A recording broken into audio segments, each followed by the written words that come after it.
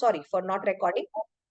For what schools can support you is like how to wash a fruit, how to sort them. If I'm cutting a fruit into two halves, I can teach them fractions. It's one full and I've made it into two halves. So it's 1/2. And when I make it into four pieces, a one whole is divided into four. I'm teaching them 1/4. And you get a slice, you get a piece. The child understands about that. So schools do it systematically. So that's the reason you have to see why is that sequence given in all the index pages. Does it have a relevance for it? Yes.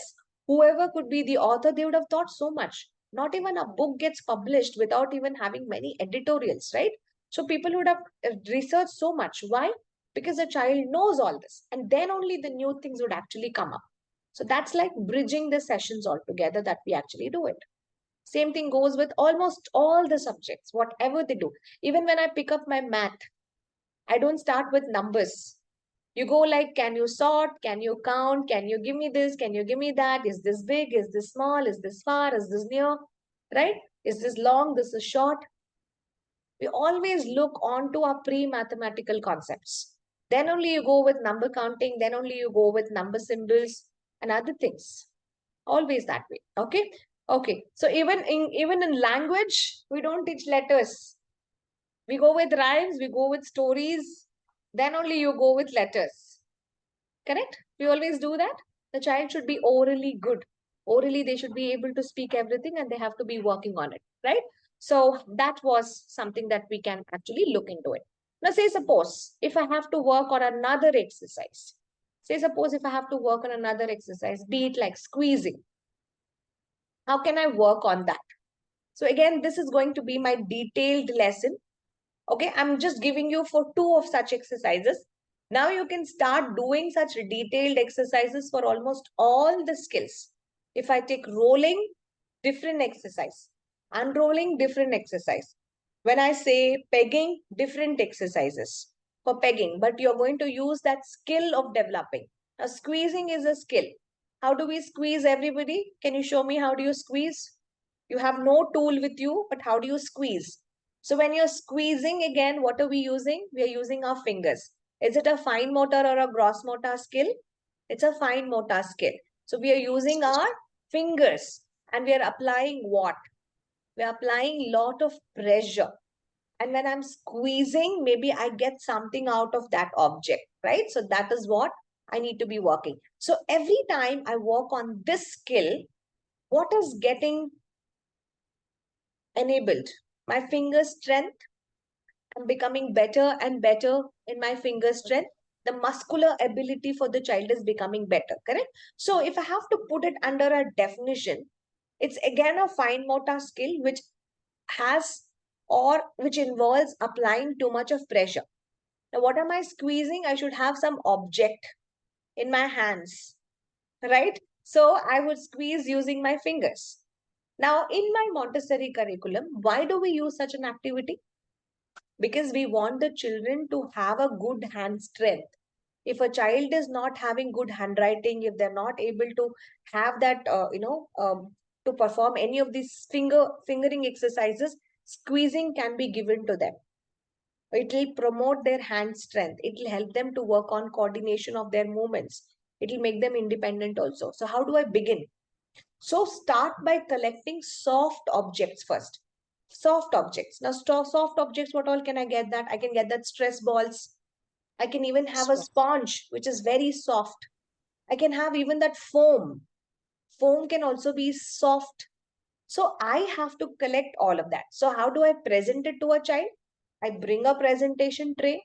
I keep all the soft materials on that tray.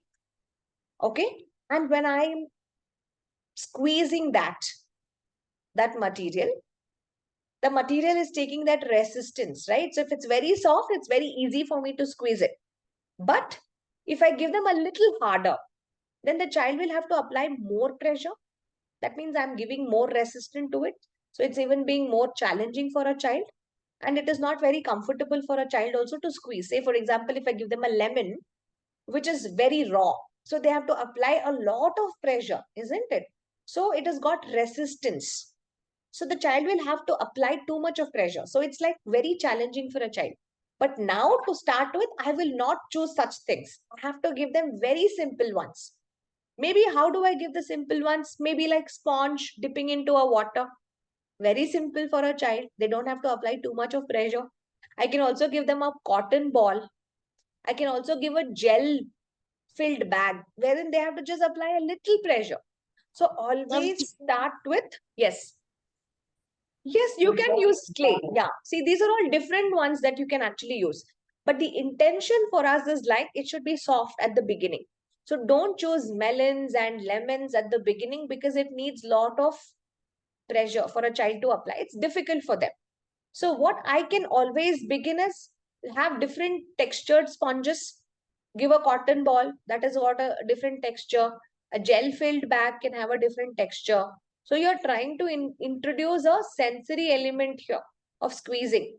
I can dip them into hot water, cold water, tepid water. That's again up to you. If you want to also incorporate temperatures, right? And again, if you want the child to carry it to some other place and squeeze it out over there, and you want to measure how much of water that the child has squeezed, again, math is getting involved. How many ml could you squeeze? I can create a competition over there, right? So these would be your extensions that you could add on. But what I want to use is like as simple as possible. Now, once I'm okay and done with this, I can go with tools. When I say tools, I can have those droppers. You get those droppers, no? Syrup droppers. Again, we have those droppers wherein you can apply pressure. So the liquid goes in and then I can take it out and I can put a pressure and it can drop. I can also use pipettes. But for pipettes, we don't give it for younger children because in case if it's a chemical or something, the child can actually take it out. Pipettes is something that it has a large tube wherein you have to suck it in and then you have to put it out. So it's kind of difficult for them.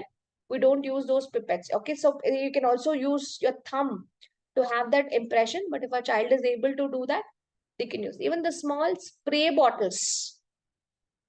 That is also easy for them. You can also give that. Okay, so even bottles like this where they have to squeeze some ink onto it, you can also work on such tools and then go to your fruits and vegetables. Okay, so now you're putting back into your practical life skills. Now give fruits. You have a tool, a juicer. Don't give them an electrical juicer, the manual one. Let the child squeeze out the orange juice or the lemon juice or the musambi juice. So it's not only helping them to develop this strength, but again, it's a life skill. You can also teach them to filter it out. So you're also using filtering. You can also add we can also add some sugar. You can also teach them to stir. So stirring is again a skill, and discarding all of these waste, cleaning that tool is again important. So all of them are life skills that we can actually work in. Another good example could be your garlic press. This needs a lot of pressure. So if you have it in your kitchen, you can show children about this also. So I find this very nice. Okay, so you can always use this. They would love to crush the garlic. If you don't have that, we get that now. The other one, what do you call that? The mortar, what is it called? Pestle and mortar. You can always use to crush that down. Okay, so that can also be given. As she was saying, like, stress balls. ma'am, Child is it too is anxious. Yes, Sonali. mortar. We tell Mortar, yes, it you can mortar. always use that mortar. So that can also be helpful for you to, crush your garlic and ginger and all of that. So squeezing activities are very, very essential, especially when your child is too stressed. When your child is not ready to work something, you can always offer them something. So before they get into any of the squeezing challenges. So throughout all of these exercises, what as a Montessori teacher and a parent you would support? You want the child to learn everything naturally, isn't it? Nobody has to force anything. You have to do everything in a very wonderful way. The child learns everything on his own, is able to contribute on the fine motor development, and much, much more he can experience on the joy of exploring and discovery. So mostly we do this for our toddlers before they get started with their M1. As much as possible, try to include the EPL skills because the child is not learning much on the academics. So you can give them all these motor development skills. The more we work on the motor development skills, you're preparing the child for the handwriting, you're preparing the child for life, and they know very much of how to carry out an exercise, how to start and how to complete it. So this was one of the simple exercise with detailed options how you can perform squeezing. Rather than giving one for squeezing, we had different stages, we had different levels. So when you're working on planning a lesson for your class, what you need to keep in mind is, what is my child's age group? What is the level of his skill? What can I introduce? So when as a teacher, you know these things, these three things, you note that down. Today, I'm going to give him squeeze using a sponge. He's capable of doing that. I should try something else. He's capable of doing that. Now I can give him a real orange. Let him squeeze that. Without the tool, if you give it, again, how does he squeeze that? In case if the place is messier, how to clean up that messy place, how to wipe the table back, and how to keep back the things in its original place is also a part of your practical life skills. Okay, so this was one such detailed explanation. I hope you all thoroughly enjoyed this. Okay, now you got to tell me, how did you find this lesson? Was it very much in detail?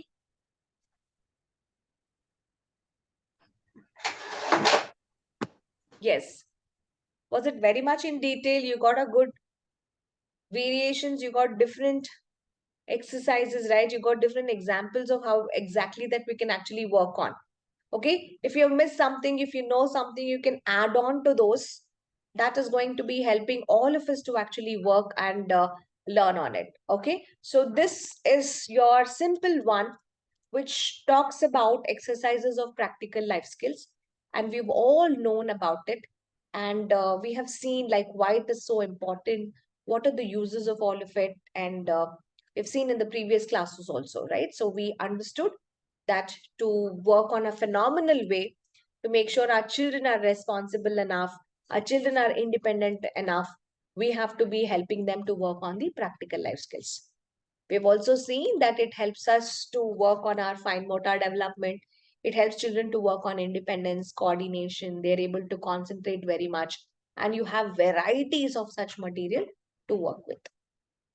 Okay. Now, if you have any questions on EPL, you can ask me. So that covers our today's lesson and the topic for our today's discussion. If you have any more doubts or clarifications, I'm open to the discussion for the next 5 minutes.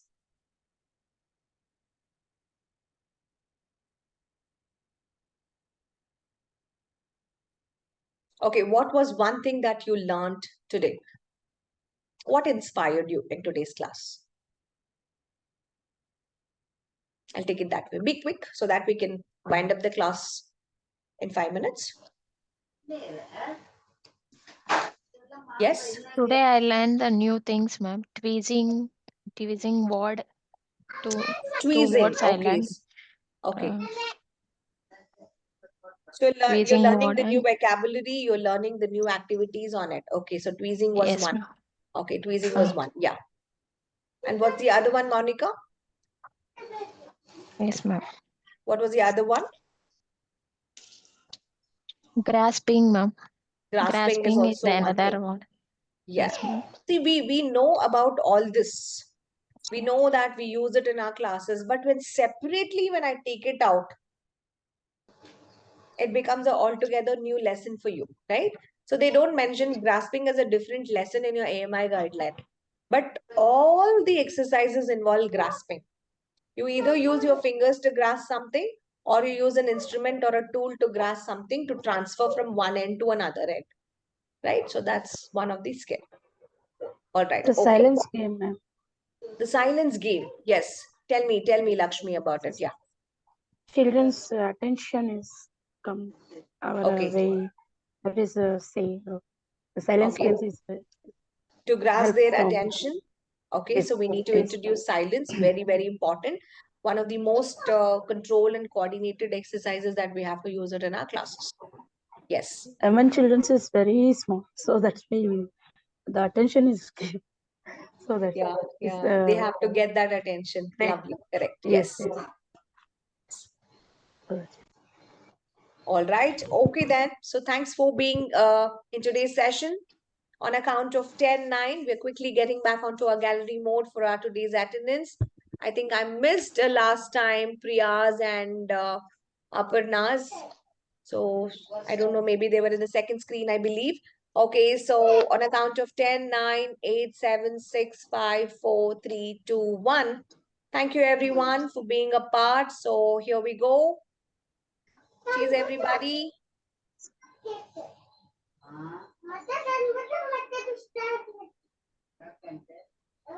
Thank you, guys. See you tomorrow, same time, 4:30. We're going to start with our next exercise. That's our sensorial education and Montessori. Okay. Thanks for being there. Take care. Thank you, ma'am. Bye-bye. Mm.